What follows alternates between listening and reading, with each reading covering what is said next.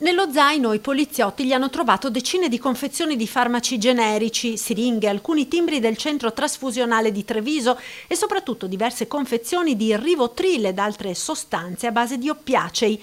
Tutto era stato rubato nei giorni scorsi all'ospedale di Treviso. A destare preoccupazione soprattutto la presenza del Rivotril, un farmaco antiepilettico reperibile facilmente in farmacia con ricetta medica che, se assunto in dosi massicce ed associato ad alcol, procurerebbe effetti simili a quelli dell'eroina.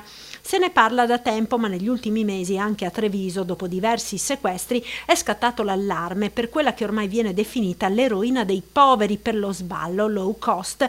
L'ultimo caso risale alla settimana scorsa con i furti al Cafoncello. Ora, dopo le indagini della polizia, gli agenti delle volanti sono riusciti ad identificare il presunto autore mentre si aggirava nei negozi del centro.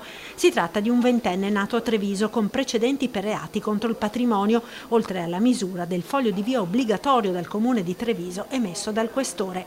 Il giovane è stato denunciato per ricettazione e violazione del foglio di via.